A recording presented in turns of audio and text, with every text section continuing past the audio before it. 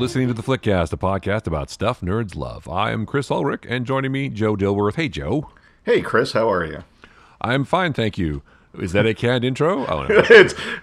We are not robots. We have been replaced by a ChatGPT again. I saw a thing where ChatGPT played Google AI in chess, and it was a horrible shit show. It was pretty funny, actually. But they were cheating. Both of them were cheating. It was pretty funny. I don't know. The whole the plagiarism apps, yes. The plagiarism, I saw that. Yeah, that's actually pretty accurate, I think. It is, because it doesn't create anything. It just pulls stuff from other things that have been created. And it's like, everyone's like, oh, this is the coolest thing. I'm like, no, it's not. It's ripping off people. Stop it. It's not stealing. It's an homage. Yeah, yes. What's the thing? Good artist, whatever, great artist steal. I don't know if that's true. But anyway, we're doing a podcast, so this is going to be fun. Yes. On today's episode, we're going to talk about John Carpenter. It's very exciting, and we might talk about a few other things and go on some tangents as we do. We do, yes. But we're going to devote, I think, a good chunk of this episode to the films of Mr. Carpenter, but also in particular probably Escape from New York. I think that's going to be the overriding sort of which is a good post-apocalyptic kind of movie. But also the other thing I wanted to mention is if you're not watching Silo on Apple TV Plus, you're missing out. It's a terrific show. I'm really, really enjoying it a lot. I just want to plug it for a second because it's super good. No, Hugh Howey or somebody or Rebecca Ferguson is not showing up on this episode, sadly. But she is terrific in the show. Everybody is really good. It's the world building is amazing, and it's just an excellent program all around. I'm really enjoying it. And you should watch it. Not just you, Joe. Everybody. I know. I haven't watched it yet. I do want to watch it, but I guess my question is, is this yet another dark dystopian end of the world show? Is it? I've seen people say, so it's Snowpiercer, but in a bunker. Is that true? I don't know what came first. Snowpiercer, which is based on what, comics or graphic novels, right? Yes. Yeah. I don't know if that came first or if the Hugh Howey novel Wool. I don't know if that came out because that's the first book he wrote that started this sort of Silo trilogy. But yeah, I mean they're basically in an underground silo, and it's where all of humanity lives now, and they can't go outside because of the poison, and sometimes they'll send people out to clean because, like, if they're a criminal and they get sentenced to go outside, then they go out and clean the cameras so people can see that it's still a devastated wilderness and they can't go outside. So but I read the books, so I know what's going to happen, kind of, but it's just so well executed. And everybody is so good in it, and like I said, the world building is terrific, and you believe that these people are really in here. And Rebecca Ferguson is terrific, and it's a really good show. But yeah, I mean, nobody's killing anybody with an axe yet, but you know, or they don't like freeze people's hands off and stuff like that. And they're not, and they're not eating like the food is not made of other people or anything, or bugs or whatever it is in Snowpiercer. Is it bugs? I can't remember. It's bugs, right? But, is there kind of like a, I don't know. Is there at least like some glimmer of optimism in the show? Or oh, definitely, yeah. Well, it's right now it's like a procedural in some ways because there's a mystery that Rebecca Ferguson's character is trying to solve. She's like, you know, there's like a couple of things that happen. Like, but the greater mystery is what is the mystery of the silo? Why are we here? And why are we not allowed to ask questions about why we're here? Things of that nature. But yeah, it's terrific, and I really think that everybody should be watching it because it's that good. But yeah, it's not, you know. Well, it's a whole series of books. Wow, I didn't know it's not. There's three books, I think, but it's not like a super feel good story. It's still a kind of a downer in a way, but in some ways, but it's not like a total downer. There's still some moments of optimism, and there's some moments of beauty and grace, and then tragedy. And it's like life, man. Good and bad shit happens. So it's not like Walking Dead where it's like, oh, who's gonna die this week? No, and there's no zombies either. So I mean, not yet. Well, all right then, forget. Maybe there's zombies outside. I don't know. There could be. Maybe that's why we don't want anyone going outside. That's right. Well, people do go outside, but then they go out in their suits to clean the camera, and then they die. Oh, so that's their sentence, basically, is... Well, there's two things. You can be sentenced to clean, which is like the ultimate punishment, or if you say, I want to leave the silo, then you automatically get to go outside, but then you have to clean, and some people don't. They say they're never going to do it, but then they do it anyway. but then they end up dying. Yes, because it's poison. The air is poison, Joe. And if you open the hatch, everyone's going to die. So if you're like, I want to leave the silo, then you don't get let back in, basically, and you're going to die. No. Once you leave, you're dead. Yeah, you basically die. So yeah, that's basically a death sentence. Because some people are like, I want to get out of here. I'm tired of being in here, and they'll say, I want to leave, and then they are allowed to leave because they can't stop you from leaving. But they know they know they're going to die. But you know you're going to die if you say that because you go out in the suit, but then the poison's so bad that it kills you anyway. So, well, why would anyone choose that?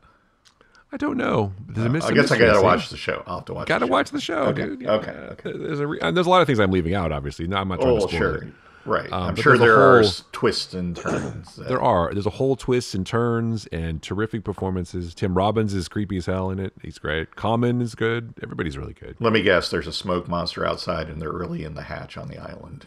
There's not a smoke monster, but it's hard to not see that sometimes. Yeah, there is a hatch so that they go outside. I'm like, huh, interesting. They have to keep typing in this code every 30 minutes, otherwise, no way. Right. It's like, what are we going to do this season? I don't know. It's a smoke monster. It just that's like I don't know if you've been watching. I think I've talked about it before. The show From. It's created by the same folks that created Lost, and I've not seen that. Has very similar things in that instead of an island, it's a small deserted town somewhere in the middle of America that people are drawn to, and once you enter the town, you can never leave. Every road, and the town lures you there by if you're driving close to it, I guess, or if you're driving on a road, a tree will fall on the road, and you have to backtrack, and you enter the town, and you can't leave. Anytime you try to drive out, it just circles you back around to the town. And at night, these monsters come out. They look like people, but they turn in, if you let them in your house or go to talk to them, they turn into monsters and kill you. And there's a lot more to it. But so everybody was like, oh, how is this related to Lost? Because it's the same people. And so even one of the characters goes to explore the woods outside of the town to try to find a way out. And weird things happen, and they see a lighthouse much like the one on Lost and stuff like that. So it's like, is this thing related to Lost somehow? I don't know, but maybe they're going to meet the tail section pretty soon. Well, and Harold Perrineau, I think I pronounced his name right.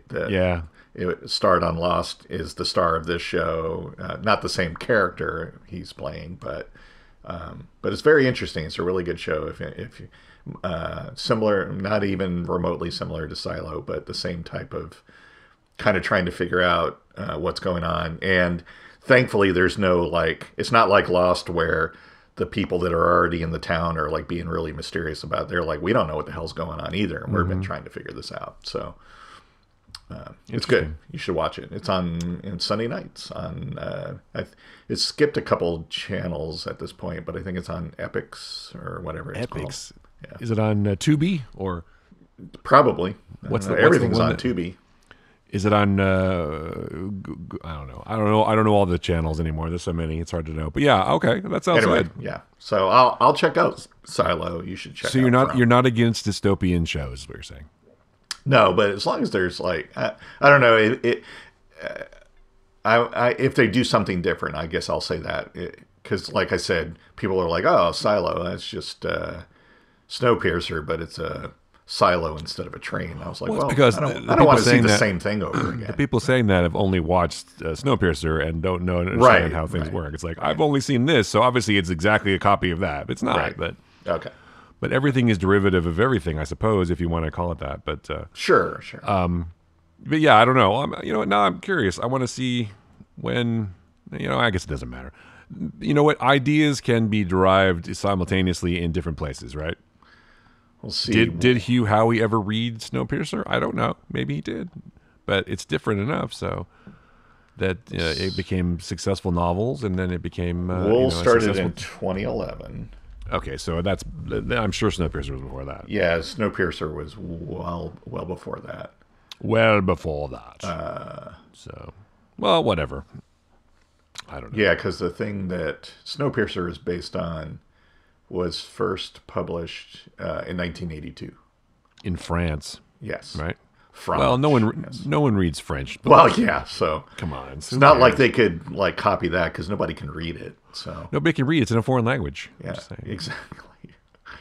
Well, no, there's not. But the thing about Snowpiercer is like class warfare, right? It's like the haves and the have-nots, and then the revolution happens, and then it happens again, and it happens again. But it's like population control on the train. Yes, and Silo's not that. So there's no class warfare. I mean, there's definitely different classes because like the people who work in the down deep, the mechanical people, they keep the silo going, and then there's like there's definitely haves and have-nots and elites and the up top people. There's definitely stratification. It's like they're like in any society, it's a microcosm of society, right? So right. But I think there's room for both Snowpiercer and its weirdness, and also Silo and its other kinds of weirdness. So all right, well I'll check it out. There you go. That's my summation of Silo. But anyway, I watch it because it's just well done. It's also high quality. Not that Snowpiercer was not. It's a great film. But sure.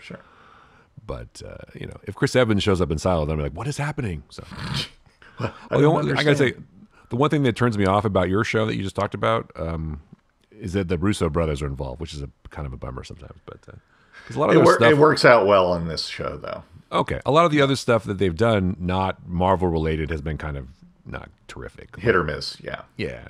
Like, did you watch? I tried to watch Ghosted, and I was like, "Holy shit, this is a terrible movie." So, no, they didn't direct that, but still. Yeah, but I was like, I don't know if that movie's for me. By the way, speaking of of movies, and speaking of like people just coming out of the woodwork almost, did you watch the Mission Impossible: Dead Reckoning Part 1 trailer? I did. Dude, S.M. Morales, it just shows up as the bad guy. I'm like, dude, good for him. That is so cool. I know. It's like, hey, that's pretty cool. It is. Yeah. I mean, it's like, I feel like his career should have been, I mean, I'm not saying his career hasn't been good, but I feel like it should have been bigger, and have him be the main like antagonist in the Mission Impossible franchise in this movie is terrific. I'm so happy and for presumably in the next one too, because it's a two-parter. So right. Well, that's true. Yeah. But he's like on the train with his knives, like fighting, Ethan. Yeah. By the way, the movie looks phenomenal, of course, but I'm looking forward there's to a ton of people in it. I'm very excited. Yeah, it looks great. Obviously, crazy stunts performed by Tom Cruise. Yeah. And now you see the CG they added to that ramp for the motorcycle. Yes. It's like, it looks like a rock now. What? Like, wow, amazing. It's a whole mountainside that didn't exist there. That's so impressive. Yeah. Yeah. So like, man, cool what you can do with computers. And I will say, so we get like basically everybody that's ever been in the franchise is back, including the original agent gone bad in the very first movie, Kittredge, is back. So obviously some kind of storyline that brings things full circle. So I'm in for it. I love the Mission Impossible movies. I'm very excited. No, I do too. I think they're terrific. Yeah, I think that almost no one can do them like Tom Cruise. He's a master of this kind of thing. And nothing against McHugh. He does a great job too. But yes, because again, we're tight. We call him McHugh. So yeah, exactly. Well, I think.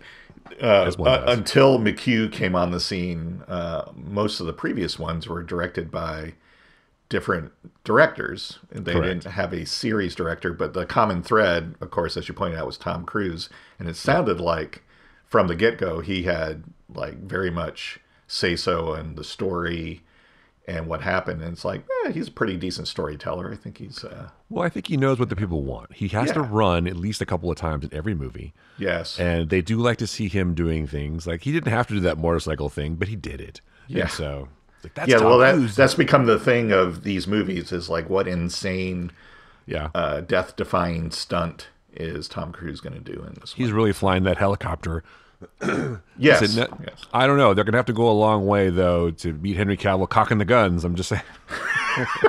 Yeah, that's iconic, man. That's some iconic shit. Yeah, I don't know how you get past that. His character can't come back. And there's like mimes in it. Palm Clementine was like, she's a mime or something. I know. People. She looks great in it too. What is happening? I'm glad that it's like she just can't be a regular, in regular clothes and makeup in a movie. She has to be like either like antennae like Mantis, or she has to have some weird outfit or something. And Rebecca Ferguson, your favorite, is in it. Of course, Rebecca Ferguson's back. Yeah, but also Haley Atwell too. Come on. I know. This is like, wow, this is going to be a really good movie. It is going to be good, and even Simon Pegg. Do you think this one and the next one will be the final Mission Impossible movies? Because now they're I think so. Fast X, and the next one we're going to be the end of the Fast and the Furious. But now they're like, well, maybe it's going to be a trilogy. And maybe we won't stop. Yeah. So. Well, they had so much fun with Momoa. I'm sure he's like, let's do more. Yeah. I think it's pretty great that, like, universally people are like, well, this is a Fast and the Furious movie. It's pretty much what you expect, but Momoa takes it to the next level. So yeah, he's terrific. You gotta love Momoa, man. That guy's awesome. He's a national treasure almost now. Anyway, speaking of great actors and dystopias and stuff, let's talk about Escape from New York. we should focus in on the sort of big topic for this week. Yeah, we're going to talk about the films with John Carpenter, but we will do a deeper dive into John Carpenter at some point in the near future. But today, let's discuss one of his. I mean, and also like a linchpin movie for me, and I'm sure it was for you too.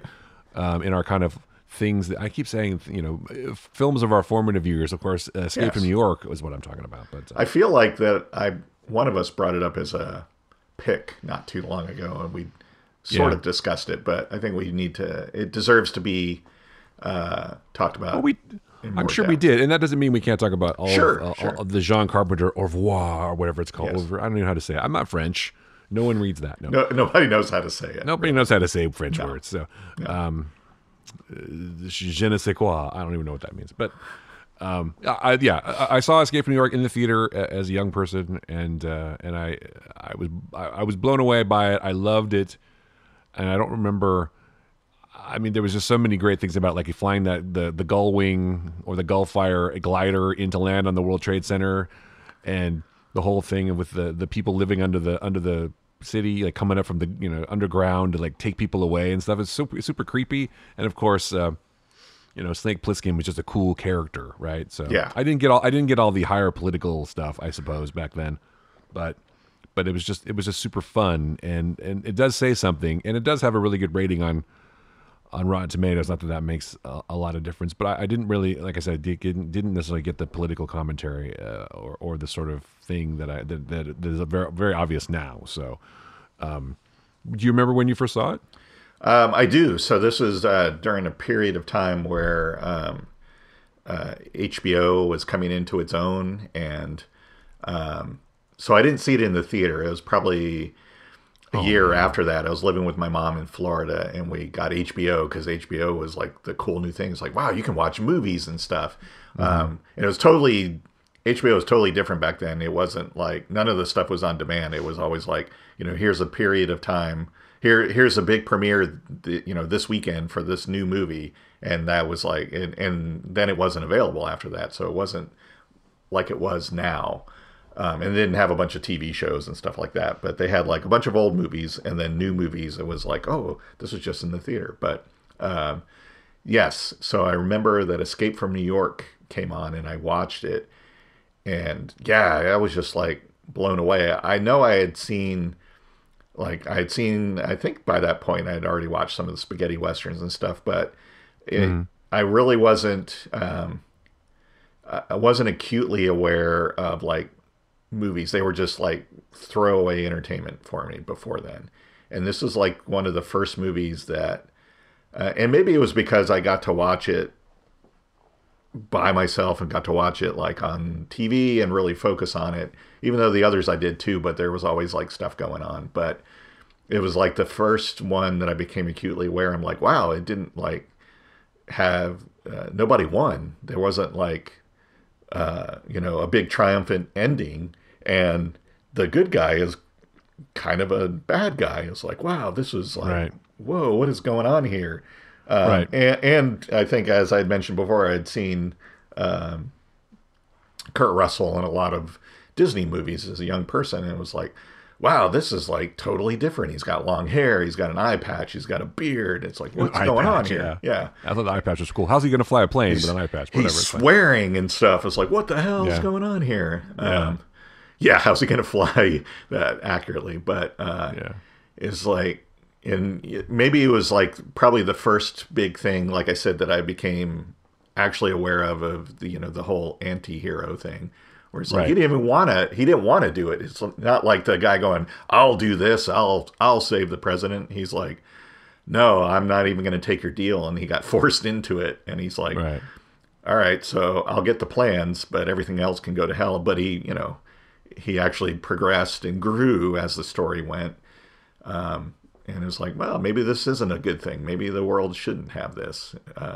So right. It's funny. You say that's absolutely right. I was thinking the same thing as you were saying it. It's like one of the first experiences with an anti-hero who did not want to be there, who was coerced into working for the man. He did his duty. I mean, he was a soldier first, right? He believed in God and country or whatever, but was disillusioned clearly.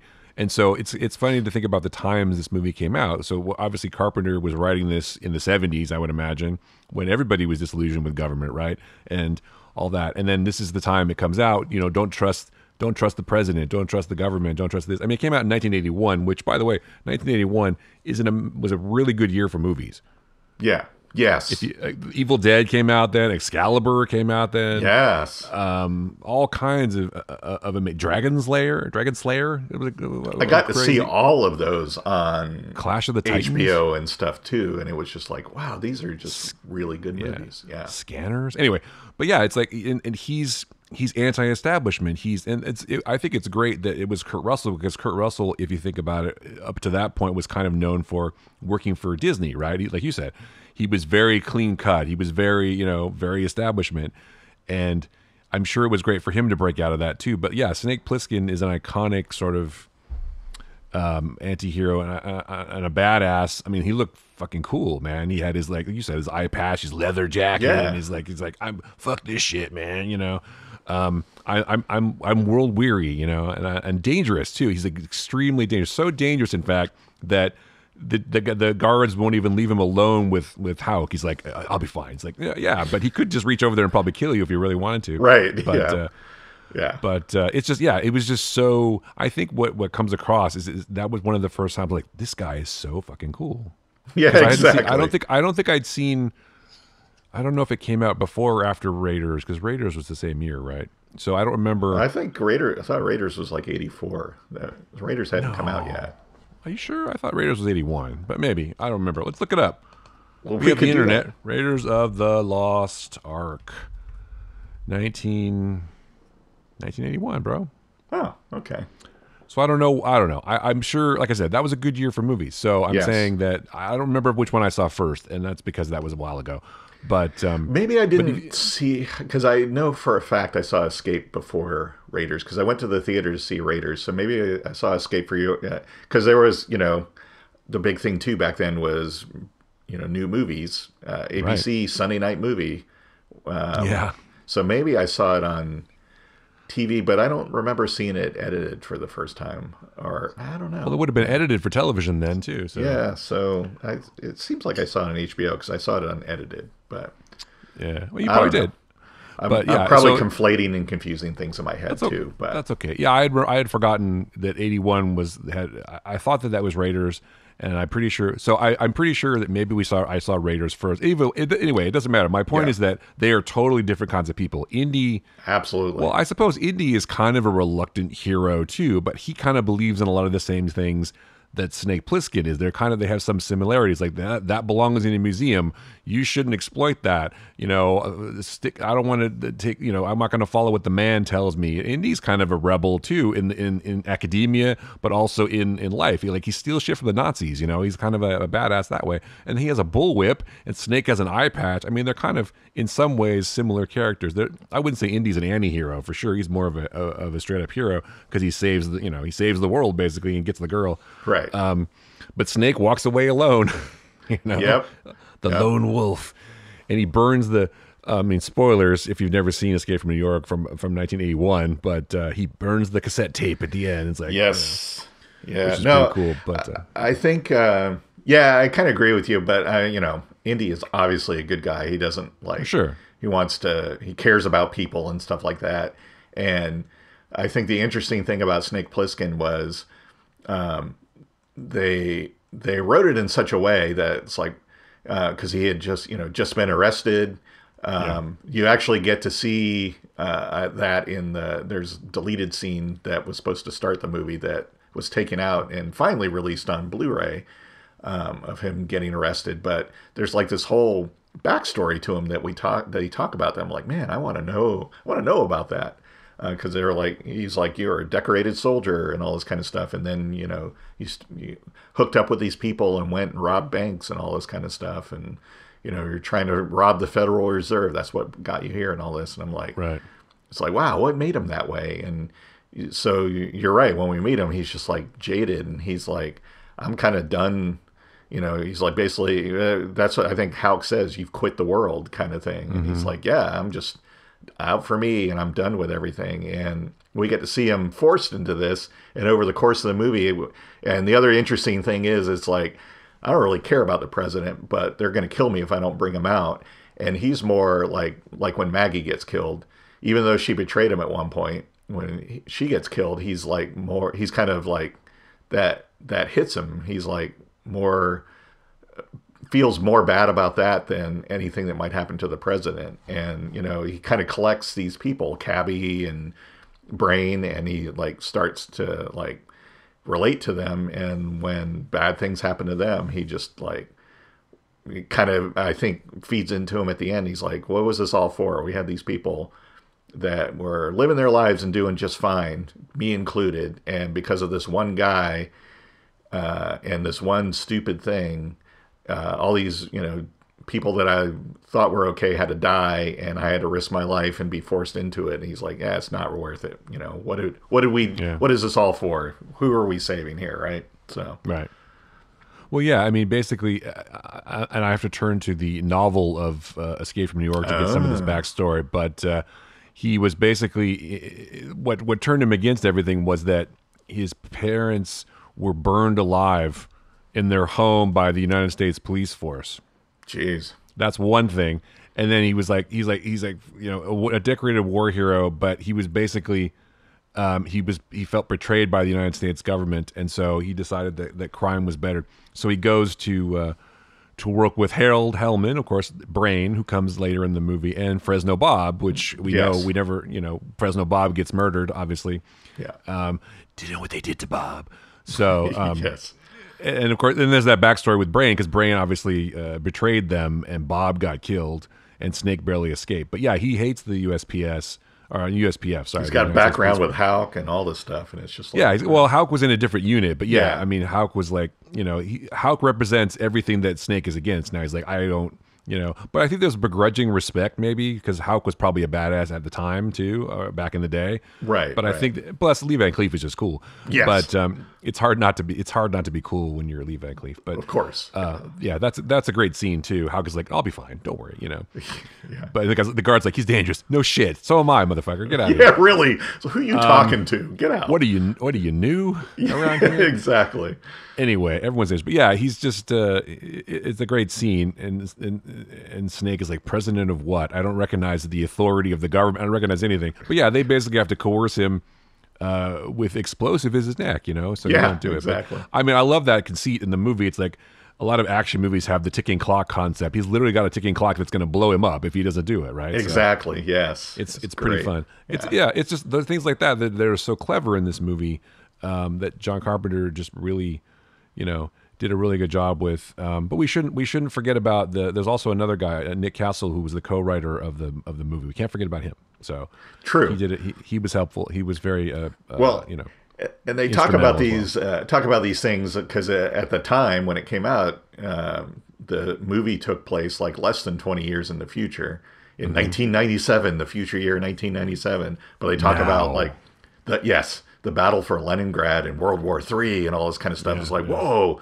there's a whole world war that happened, and all this stuff. And it was some great world building just in the arguments and dialogue the characters had. It's like, wow, there's this like whole, you could believe it was a real future. And walling off Manhattan and turning into a prison, it's like, that makes total sense. You could do that. It's like, yeah, you absolutely could. Yeah, why not? We just wall, hey, we're going to wall this thing off, and citizens will check you as you leave, but you have this amount of time to get out, and then now this is a prison. We mine the bridges and we patrol, and it's like, wow, that was like totally believable. Unlike turning LA into a prison in the sequel, but maybe we shouldn't talk about that. But yeah, I don't know. Yeah, that was not as great a movie as this one. This has sort of come out to be like, although it was successful when it came out, but it was still I would say evolved into being a cult classic. It's just basically And it's still, I think people still reference it a little bit now. I mean, there's a lot of people who are fans of this movie. Clearly, I mean, one example, of course, is the video game, the character Solid Snake. I mean, it's like he's basically Snake Plissken. In fact, he goes by Plissken in one of the iterations of the game as like an alias. So he obviously loves that movie. But a lot of people have said this is an influence. So it's just. There's so many great things in it. It's just, it's such, and made for a modest budget, really, too. I mean, they did a lot. That's the other thing that's great about Carpenter, if we're talking about Carpenter's films. Like, he doesn't have all the money that other people have sometimes, but he spends it in the right way. It goes a long way. Like, the brilliant thing of, we've only got 2 helicopters, or maybe even 1 helicopter. Let's just put a different number on them. Yeah. So it looks like we have more. This is helicopter 3, so obviously we have 3 helicopters. Where's helicopter? So it's like, it's so clever. Whether that was his idea or not, I guess I don't know for sure because I wasn't there. But it's just those clever things. How do we stretch our budget? Let's film in, we can't film in New York, obviously. We can't film in whatever. So they went to, Pittsburgh or something. I can't remember. But it's like burned out neighborhood. It's like perfect.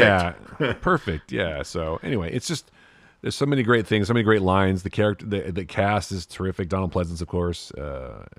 Isaac Hayes is the Duke of New York. Isaac Hayes is fantastic. It's just Harry Dean Stanton, Ernest Borgnine. Adrian Barbeau, of course. Oh yeah, I can't forget about Adrian Barbeau. Sorry, exactly. But they've talked about. Well, they did a sequel. They did Escape from L.A. and then L.A. Yeah. But in the last few years, they've kind of gone back and forth between doing a sequel and doing a remake. But it sounds like as of the end of last year, what they're working on is a sequel rather than a remake. So there's hope that. I think it would be great to see him back as Snake Plissken. I would watch that. What would they do though for a sequel? Yeah, because I read a bunch of different things about it's like a requel. So they're like retconning it, but also making it a sequel, like they were doing with the Halloween films in some way. Like ignoring Escape from L.A. Yeah, exactly. Ignoring Escape from L.A., but just kind of like making a sequel to Escape from New York. But right. Yeah, exactly. So Snake would still be alive. What is he doing? And who is taking over? Or maybe Snake is Hawk now. I mean, I don't know. But well, there you go. Yeah, that'd be interesting. You can't beat him, kind of join him thing. I don't know. I mean, in some ways, I'm like, just redo it if you're going to redo it, or make a new one. Don't necessarily bring back Kurt Russell. As much as I like Kurt Russell, because I guess it worked with Jamie Lee Curtis in the Halloween films, but maybe it'll work if they do it cleverly. But who would take over the role if they're going to have that kind of thing? But they can't really. I mean, what are they going to do? They can't. I think we got to go back to New York one more time. I mean, that's like, I don't know. we got to go back to New York. Oh, sorry, I was trying to do a Back to the Future. It's not you, Snake. You're fine. It's your kids. Oh, sorry. Yes, exactly. Yes. It's the Duke of New York's kids. We got us. I don't know. I kind of feel like with something with Halloween, you could conceivably keep on with Jamie Lee Curtis's character. Of course you could, because it takes place in whatever, and she just lives her life, and she gets older, and she still kills Mike Myers again and again, and traps him in a bunker downstairs and blows up the house or some shit. But I don't know how you have the same kind of thing where you have to go back to New York to save somebody. I mean, how are you going to do that? I don't know. Yeah, I mean, you've already played your card with the president, so who would it be unless they tied in like someone personal to him? That'd be the only way you'd get him to go back. But who does he have that he actually cares about in his life? Nobody, unless it's been it's 30 years later, 40 years later, and maybe he does have a daughter at this point or something. And well, he could. I mean, he could have. Because no one really knows what happens to him. He lives a quiet life, by a lake somewhere. He's just like they start. Well, I think you could do something like Commando, right? Where he's just retired and he's like chopping wood and stuff, and he's like carrying the wood and his daughter on his shoulders, and then they come to find him and like, we got one last mission, Snake. Or he's like, I'm not interested. Fuck off. And then they kidnap his daughter. And then he has like 24 hours to save her because she's going to get killed. But they took her back to New York or something. Well, no. I think it would be because he's got to be, after the end of the first movie, he's got to be on the run, right? If you're going to ignore Escape from L.A., he's on the run still. So he's adapted a whole new identity, and he's had a family in the time. They do kidnap like his wife and kid or whatever. He got a full pardon at the end, didn't he? I think that was probably null and void after he destroyed the tape. I'm sure they're probably no one saw it. Did anyone see him destroy the tape, though? No, but I think they're pretty clear on guess on who did it. It's like that one guy who doesn't belong. Yeah. Who suddenly disappeared. Well, that's the other thing. You can't really imagine that he's just gonna like go clean after that and turn back to good. Like my life of crime is over. I totally believe in the government now. I'm gonna live the straight and narrow. So you're right. He probably does go on the run, and he lives in like a foreign country. He's on the run. He's had a family, and and maybe because he found it, he got too close to being found out, he's disappeared from his family. So they're like, you know what? We're going to finally bring him out. We're going to take his family and we're going to drop him in New York and say, you have X amount of time to get him out, or they're dead. And so that would bring him out. And he goes in and somehow figures out how, while he's in New York, he finds out some information that wasn't recovered from the president's briefcase that implicates the U.S. Police force and a bunch of stuff, and he's able to, I don't know, but no, that's pretty good. I think you're onto something. That's pretty good. Yeah, that's what I would do if I was doing it. But they haven't asked me. But no, that's good. Yeah, they have to get him back to New York somehow, but there has to be the younger generation. So it's like his daughter and his mom, his ex-wife or whatever, or something, or his former wife, or whatever, and the daughter's boyfriend. Because there has to be, yes. There has to be. Well, no, the daughter's going to meet somebody in the city, like Cabby's son, sure, or the Duke of New York's son. It could be a Romeo and Juliet thing. The Duke of New York's son, there you go, who doesn't really believe in what his dad did and wants to. So probably going to be his grandson at this point, but well, yeah. So, because the Duke of New York's son is running things, and his grandson is the boyfriend the daughter meets, and he's like, "Yeah, I'm tired of all this shit. I like that. I like that. We want to make peace. We don't want to fight. Yeah, we're trying to fight. We got to unite. We got to unite the tribes of New York and take over. And they found out that they've actually made a decent society. That's kind of a comment on the prison system, is they've actually made a decent state, and they have their own code, and the really terrible criminals, they actually imprison them. It's no, we're not going to put up with that. We've actually created society, and that's part of why they're unleashing Snake on it, is because they're like, we can't have this. This doesn't work for us. It's got to be a prison. It's got to be a deterrent. So yeah, we got to introduce an element of chaos. Yeah, and they think he's going to be the one to disrupt everything. It turns out he's no. He becomes he ends up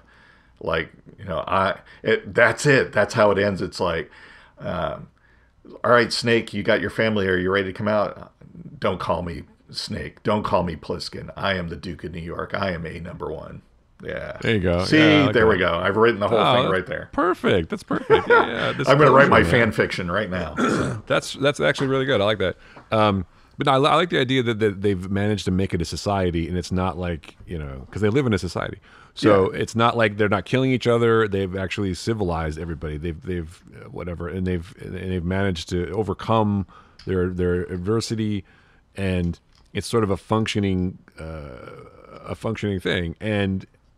And they're trying. The people don't like that. They don't want the rest of the world to discover that. You can't exploit that for money or whatever. Yeah. But you could definitely make commentary about private prison system, because USPS has to be, or U.S. police force has to be taken over by a private company or something. Yes. And now it's it's like Omni Consumer Products or something. So OCP takes over. It'll be a whole RoboCop thread through this thing too. So yeah, exactly. And Houck has had a kid, but he's been thrown into New York because he was I'm not going to let you ruin my father's legacy. This stood for something. And they're like, nope, you're going to New York. So that's where they've ended up sending political exiles and yes, definitely, and stuff like that. And that's why it's turned into a good place. And it's on the verge of the rest of the world finding out about this. And they're like, we can't have that. We have to have, who can we, coerce into destroying it? Well, Snake Plissken. So it's not only does he have to get his family, it's you have to take down the leader of New York, and you got to bring this whole thing down. And they've painted it to him that it's even worse than when you were there and stuff. and he's discovering that it's not. So yeah, see. I mean, there still has to be some bad elements though, which they're trying to keep track and keep under control, because there's still bad elements no matter what. But it's also generations later, right? It's like people, not generations, but it's also a lot of time has passed, and the real bad people probably were either died off at this point, or it's become more civilized, but I don't know if it would be like a traditional kind of government. Maybe it's a feudal system or whatever, but they have to explore that. But I for some reason, as soon as you said, I was like, oh, it's Michael B. Jordan, because that's who else could it be, right? Yep, there you go. Yes, so exactly. You got to hit him and Tessa Thompson, both of them in the movie somehow. Yeah, absolutely. And Kurt Russell. Yeah. And well, you don't even have to have like bad sections of the city. It's just it looks like that because they've dropped this family of snakes in and said, "Oh yeah, this is like this is they announced that they're sending the family of the United States Police Force to the city."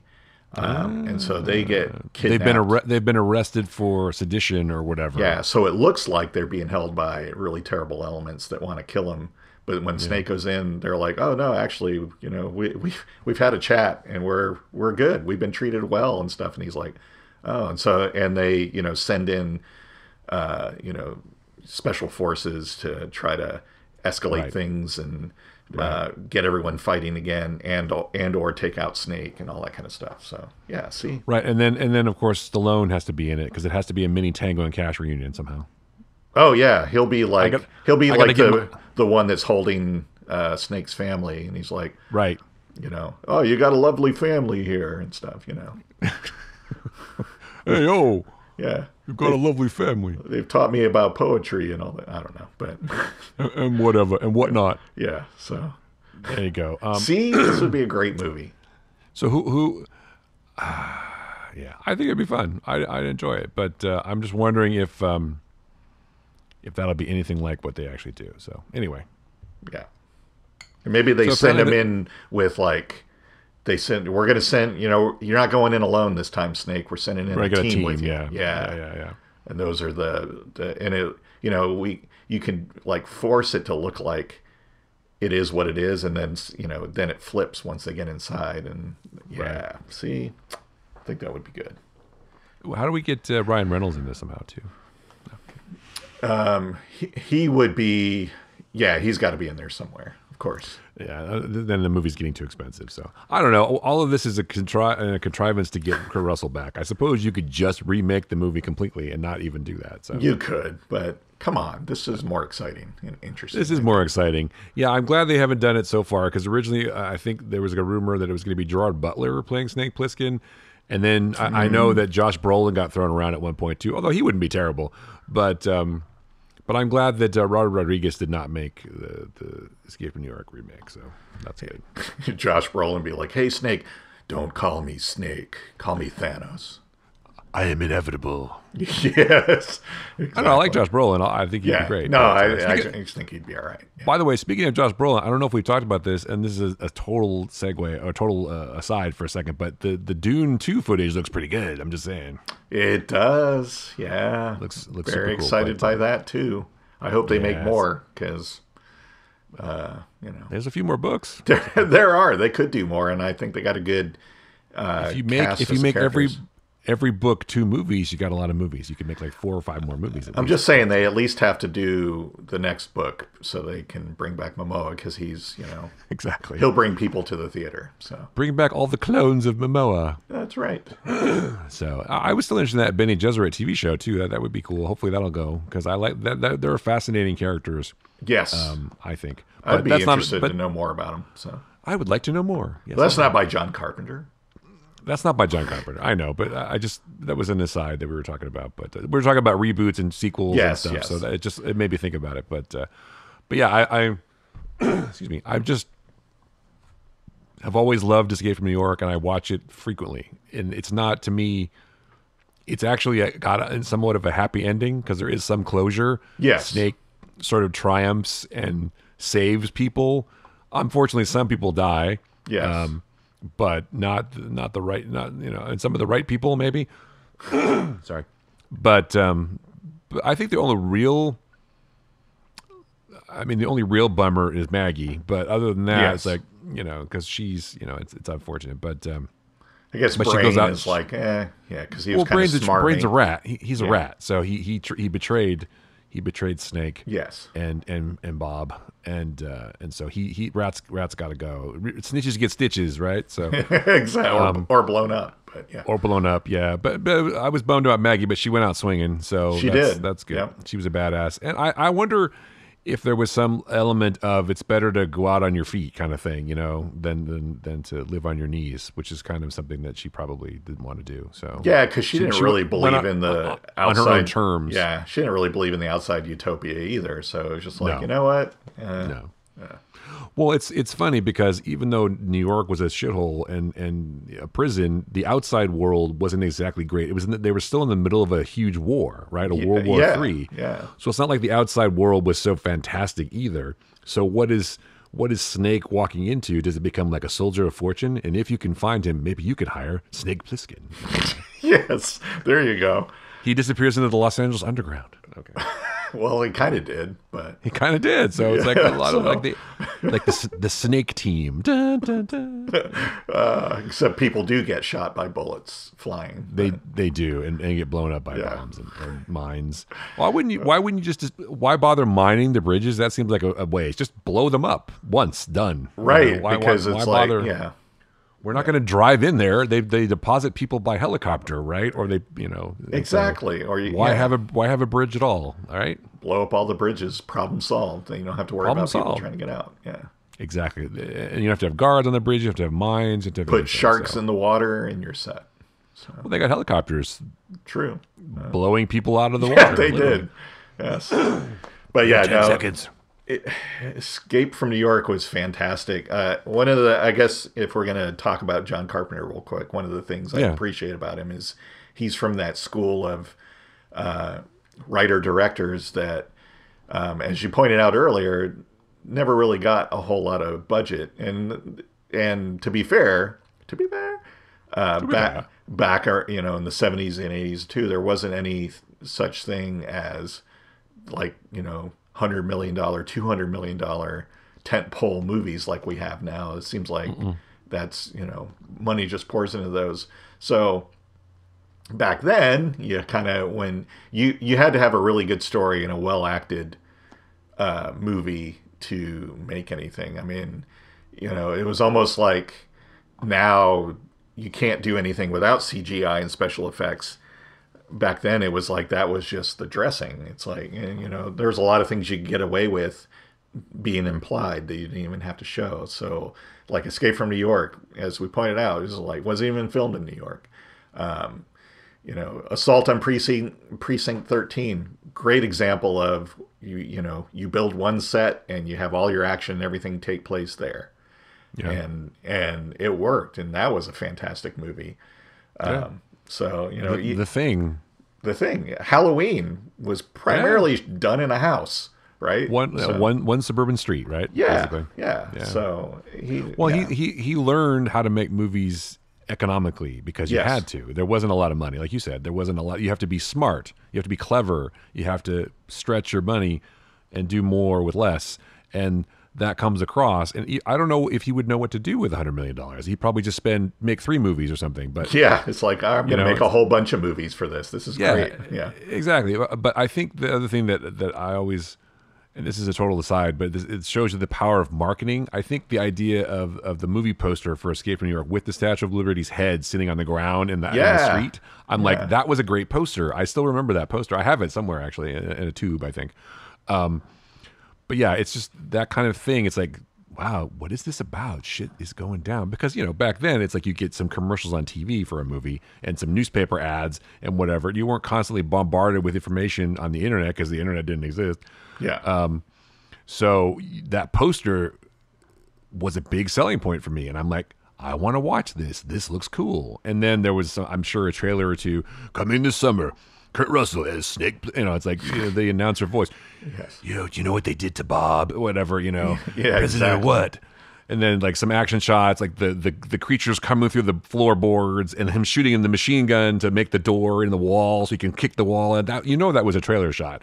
And I'm pretty sure that these are the things I'm describing. Kurt Russell is Snake Plissken in Escape from New York. So it's like, coming, John Carpenter, the master of horror. I don't know.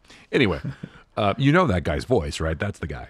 In a world, yes. In a world, yeah. But then, of course, I still, and we talked about this earlier, but I still can hear the music because the soundtrack, also done by John Carpenter, by the way, is iconic too, and it's so simple. It's like a few keyboard notes, right? For the most part, dun dun dun dun. You know what I'm saying? It's like you can totally hear it still. And that's, I think it's one of those movies where all the stuff came together. You know, yes. Carpenter was in the right time in his career. Kurt Russell was changing his career, and is a good actor if directed well. And I think he and John Carpenter work well together.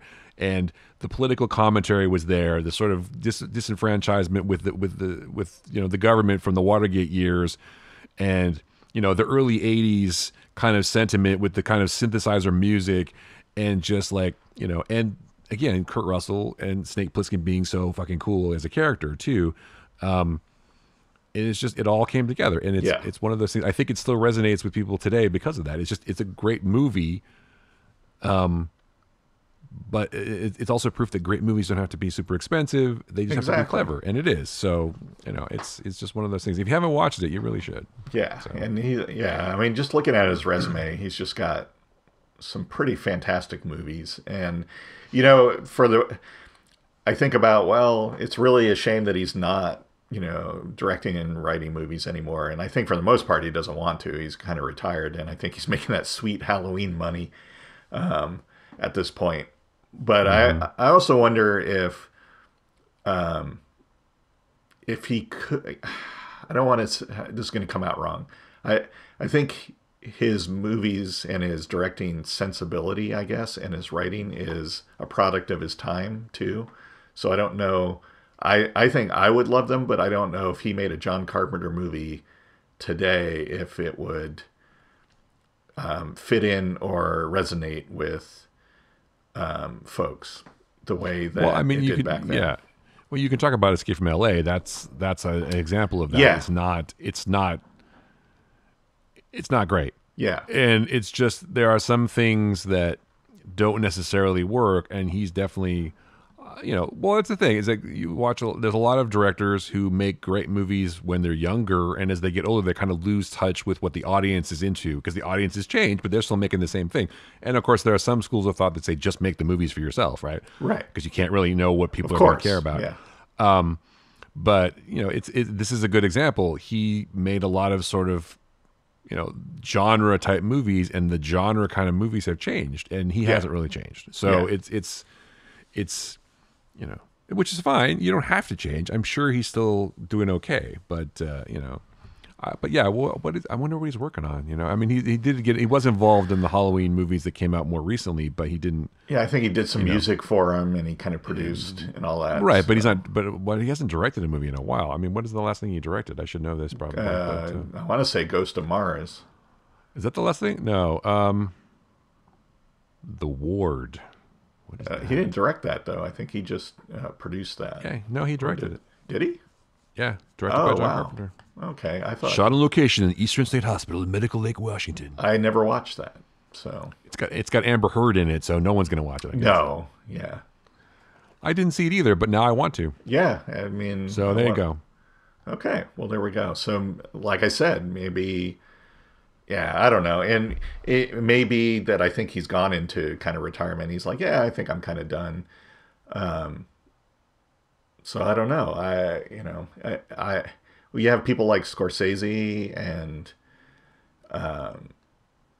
all of those guys that still make movies. It's just like, man, I would just like a really good John Carpenter movie now. Well, and still struggle to make movies too. Scorsese has to make shit for Netflix. He has no one will back him to this day. Yeah. It just, I guess it's to me, it's just like, man, here are the folks that influence and set the foundations for the movies that we all love now, and it's like, and now nobody wants to give them the time of day. I guess that's it, in any industry, that's what happens. But that's that's ageism, right? In Hollywood, no one they're looking for the next young thing, not the next old thing. So it's just because the audience now is not 75-year-old men. right? Yeah. It's 16-year-old kids or whatever it is now, the demographics. And 16-year-olds aren't interested in John Carpenter movies. They're interested in, big explosions. And also, I think Carpenter is a very American filmmaker too.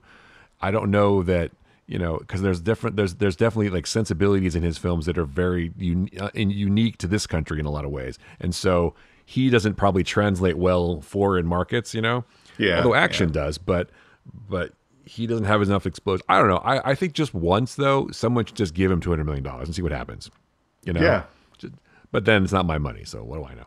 I mean, just think of even the TV movie Werewolf by Night. What if they're like, let's get John Carpenter to do this? It would have been a lot different. Yeah, maybe it is like, well, we can't have him do a Marvel movie because we can't have anything that violent and stuff. But I don't know. I just he could do a Marvel movie, sure. I think so.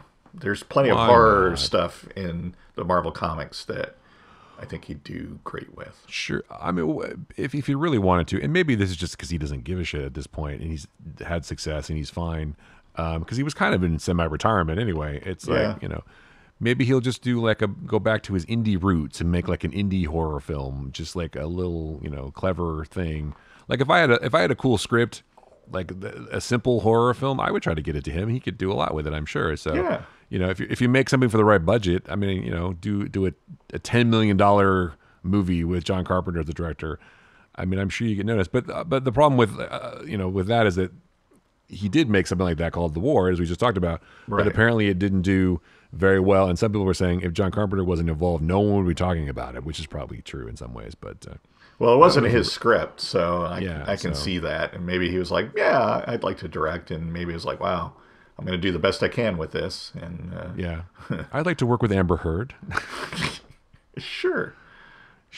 And Jared Harris. Oh, come on. Well, see, there Danielle, you go. Wow. Danielle Pennybaker. Yeah, a lot of see, now I want to see that movie. Well, because Jared Harris is in it.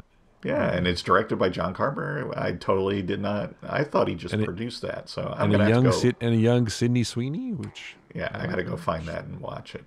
So I'm sure it's available. It was a $10 million budget, according to sources. Seems like lately he's really concentrated on music, and maybe he's like, you know what, I've used up my ideas. I made the movies I wanted to make, and I want to make music now and just kick back. And which is totally fine. I mean, that's true. What do you really, I mean, you don't really have anything to prove, right? Yeah. I mean, you made some iconic horror and genre movies. You made some amazing films. Halloween is a classic. Escape from New York, Starman, which I think should prove to people that he could do other things. Right, right. Assault, like you said, Assault on Precinct 13, The Thing, Christine. It's kind of like Sam Raimi. He was that Evil Dead guy, and he's done For Love of the Game. He's done a lot of other things outside of the horror genre that have been fantastic. Yeah, they took a chance on him for a freaking Spider-Man movie, and it worked out. Yeah. So, give John Carpenter a Marvel movie. Absolutely.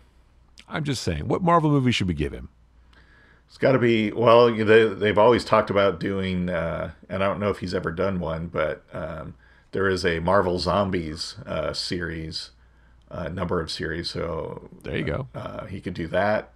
There's all kinds of like Brother Voodoo. There's all kinds of, Dracula or werewolf horror elements to. Right, but why does it have to be that? Because, it doesn't have to be that. Yeah, he could do other things. Like give him. What's a good franchise B or C player, character, like, or maybe he could do the next Guardians of the Galaxy movie. Oh, that'd be cool. Yeah. Well, I mean, you're right. He could do, he could do Spider-Woman. He could do. There you go. Yeah. Okay. All right. But that's possible. So he needs to do a Marvel movie. I'm just. Saying. He does. I think so. Or a DC movie. Maybe James Gunn will be like, I love John Carpenter. I want him to do the next, Booster Gold movie or whatever. To do Dr. Fate. Ooh, a Dr. Fate movie. There you go. Dr. Fate. Yeah. And I think in that environment, whether he would be interested in doing that, because there's probably a lot of control that he wouldn't have. Yeah. And that's another thing, too. I think John Carpenter is the kind of person who's like, I'm going to make the movie my way. And that's probably why he doesn't work as much, too. It may be by choice, but it may be because people don't want to give that kind of control to people. So yeah, that's true. That's true. So if he did a DCEU movie or a Marvel movie, there's a lot of people, like Feige or James Gunn would be like, no, we got to do it this way. And maybe James Gunn would be more receptive because he comes from his indie roots too. That's true. So that's true. Yeah. So maybe like sure, let John Carpenter do the next Suicide Squad movie. Oh, yeah, with some kind of Suicide Squad. Oh, sorry. Yes, starring Kurt Russell. Sorry, Kurt Russell. Okay, come on. I mean, that's there. You go. Yes, absolutely. It writes itself. Okay. We will talk about, I'm sure, John Carpenter more, but and we'll do other deep dives into other directors that we've enjoyed. But I think his movies, if I'm, without being, like, I don't know what the word is, hyperbolic. I don't even know. But his movies have had a lot of influence on me. I mean, The Thing in particular, one of my favorite films, Big Trouble in Little China, Escape from New York. We just talked about. There's been a lot of them that have been important to me in my formative years as a person who loves movies and also used to make movies. So, a lot of good scares and a lot of good things. And I really like Starman too. I thought that was a very well done film. So. Anyway, thank you, John Carpenter. So that's all I can Yes, thank you so much. Yeah, I think he was like one of the first where I started like really paying attention, like I said, and like how did they make that? How did they do that? And I know a lot of people like to say, oh, that's what Star Wars. I was like 8 when I saw Star Wars, so I wasn't even thinking about that. I was just like, this is really cool, laser swords and stuff, and bad guys and all that, and even going into Empire and Return of the Jedi, but Empire came out before I saw, Escape from New York. And, they were great movies and they were influential, but really, Escape from New York started, I started becoming a teenager and started actually thinking about things. And it was like, man, these are really cool. And I had, anyway, I could talk about it for another show too. So, and we should. Well, we probably will. Yeah. It's funny. It's funny you say about Empire. It's like Empire to me is a really good example of like a movie that's not like a Star Wars movie in some ways, because Star Wars is like this sort of it's more happy-go-lucky sort of these plucky space heroes, and then Empire is like super serious all of a sudden. Yeah. It's like, wow, what a different tone. It's like this one now it's like a real film. Star Wars is like a cartoon almost in some ways, whereas Empire is like, wow, the stakes are much higher. Yes, and it's actually life and death, and this Darth Vader is kind of a badass, and like Luke is like, oh shit, and it's like all this terrible. Like, it's a middle movie, obviously, and I think that George sort of was like, oh, maybe that was a little too dark. Maybe we need to go back to let's have furry. Let's have teddy bears. Let's have teddy bears in the next one. Although teddy bears that are like fucking cannibals, by the way, because they're going to eat Luke and Han at the end. I'm just saying. Yeah, exactly. If they have their they're ways. Like, thank God, food is here now. Yeah, they're like, so we got rid of the the bad guys, so we can eat something. Yeah, we can eat these guys now, right? Yeah. Well, they're playing like drums on the helmets. What happened to the heads? I'm just saying, where are the heads? Exactly. They're having a feast, so they're having a feast. We're not going to waste these. They're in convenient wrappers that we can transport. We're not going to waste these bodies. They're like sitting here. Yeah. They're in wrappers. We can transport them easily. So perfect. Yeah. Well, because otherwise, why are they carrying them on those stakes? And why are they thinking about it's like, what are they going to do with them? They're putting them over a fire. It's like, Yeah. So really, Return of the Jedi is a horror film. I'm just saying. It is. The Ewoks are actually going to eat you. Exactly. Yeah. There is they cut all that part out. So there's there's a 4-hour version that is really nothing but a horror on Endor. Well, it's like an Eli Roth movie or something about cannibalism, right? Yes. What's that thing called? The Green Mile? Not the Green Mile, but something else. Green Mist or something. I don't even know. I think it is the Green Mile. It's No, Green Mile was the Frank Darabont movie. Yeah. Okay. That also takes place in a prison. Oh, that's right. Featuring Tom Hanks and what's his face? Oh, yeah. Also based on a Stephen King novella. Anyway, because we were talking about Shawshank Redemption during the patron only section of this episode. Exactly. And that's a great movie too. So anyway, John Carpenter, terrific. Yes. Escape from New York. Watch it if you never have, and if you have, watch it again. So. Yeah, I mean, I would just start with Halloween and move forward, because you have Halloween, The Fog, Escape from New York, all kinds of classics.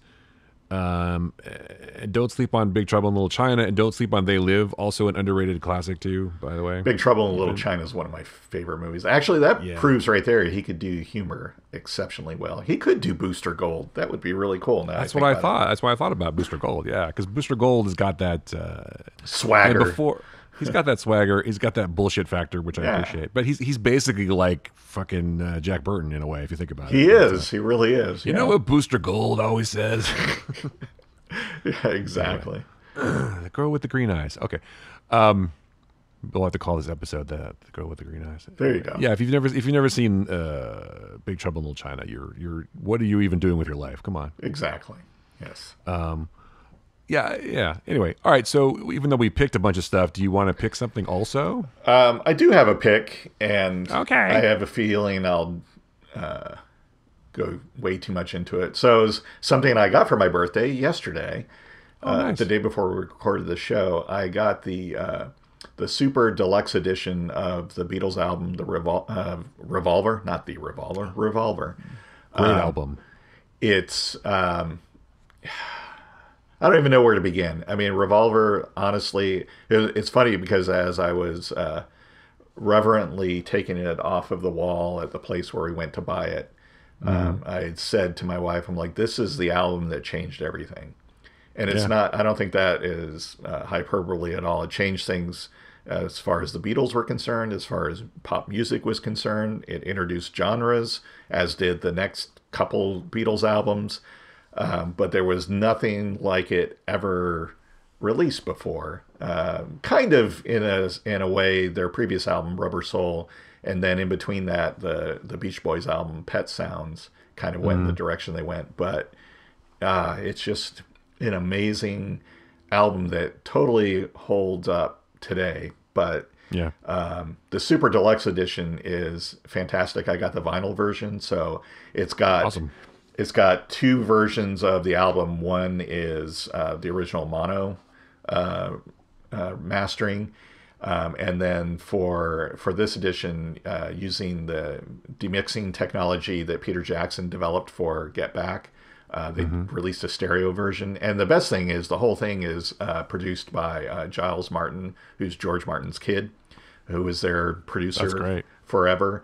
That's awesome. But yeah, it's got two versions of the album. It's got two albums of going through different takes of recording the songs with crosstalk with the band. So it's kind of like Get Back, but in vinyl version for this album.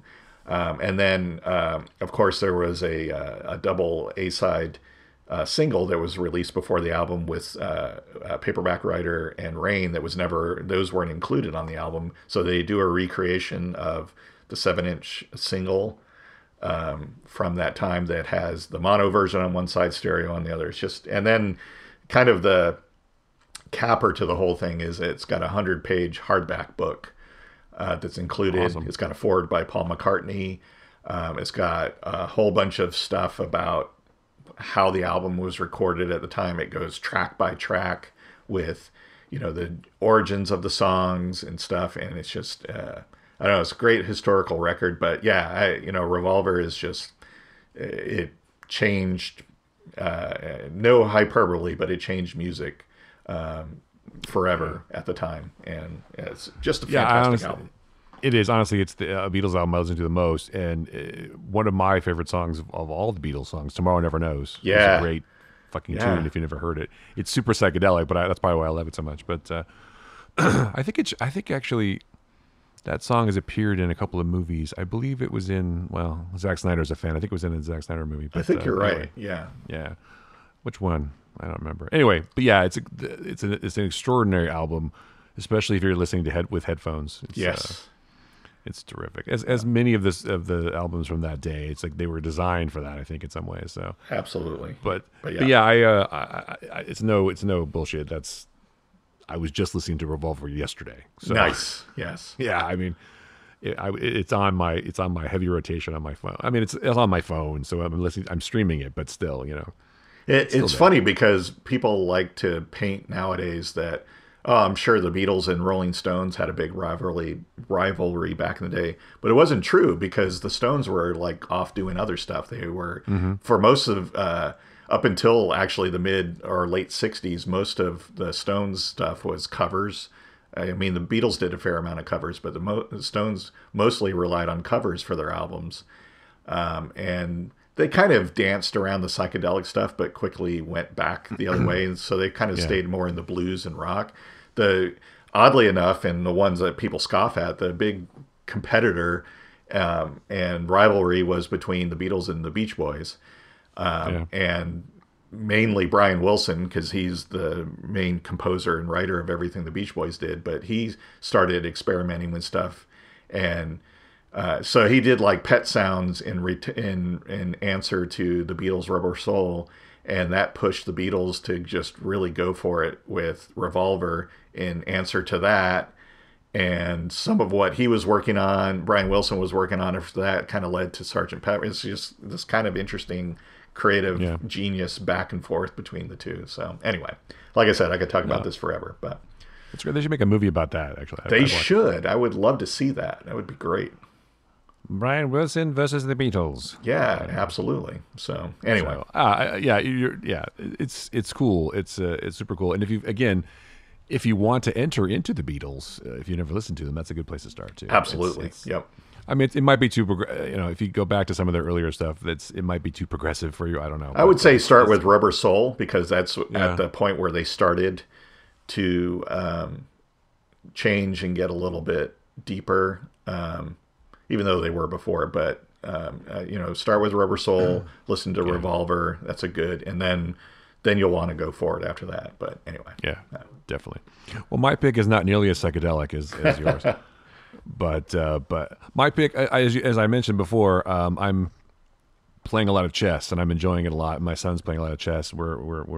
It's kind of a resurgence in my life, and so I'm picking a YouTube channel. One of my favorite YouTube channels for chess. It's one called Coffee Chess. Nice. I'm also a patron of Coffee Chess too, but this is not why I picked it. But so basically, it's these guys who get together in California, in LA, or someplace near LA, and they basically play a lot of chess. But the thing that's cool about it is a lot of like famous chess players show up, like big time, grandmasters and stuff, come up and play these guys, and they have a good rivalry, and there's a lot of trash talk and stuff. It's pretty fun. And like the one episode I watched the other day, there's this kid on there who's like 11, or he's gonna be 10, or he's gonna be 10 in 7 days. It was very important for him to say that, and he like basically wiped the floor clean with all these people, like all like 10 or 15 guys that are usually there playing. He like beat them all, which is interesting. Nice. So it's interesting to watch these prodigies show up. But it's something that's important to me, especially these days, because they're basically promoting the idea that chess is great for kids too, and I think it is, and it's just a great thing to learn how to play, and it's great for your brain. But they're like, their mantra is, it's just people sitting around having coffee, playing chess, and promoting it for everybody. So it's a really good channel. It's fun to watch. There's no like cursing or anything. It's family friendly, but it shows you what kids can do if they just focus on things, and it like builds character. It's good for sportsmanship because everybody like is a good sport playing the game. Like you shake hands, you say good game and all that stuff. Right. So it teaches you good manners and things like that, and it's good for the brain, and it's good for for socialization and everything. But the other thing that was funny, this woman who was playing, she's like 20. But she's like, I don't like playing kids because they're so much smarter. They can see they can see tactics so much farther ahead. And then this kid was like figuring out moves like 10 moves ahead or something. It's just nice. I can't follow it that far because I'm not that smart. But it's like you can see real genius at work if you follow along. And they also analyze the game at the end a little bit, and they talk about some of the moves.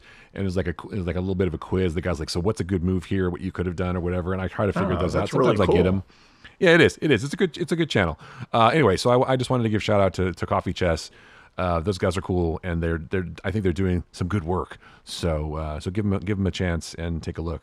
Maybe become a patron. Why not? I mean, there you go. But at least watch the channel. So that's my pick. Absolutely, that sounds great. It is great.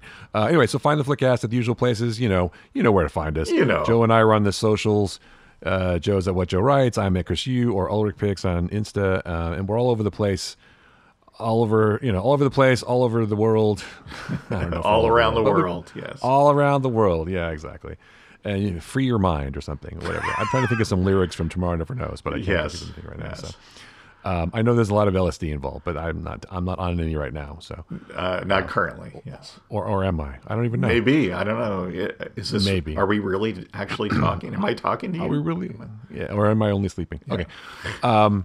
Anyway, so that's pretty much it. Anything else, Joe? I think that's it. All right. So for Joe Dilworth, I'm Chris Ulrich. That was the Flickcast. Thanks for listening.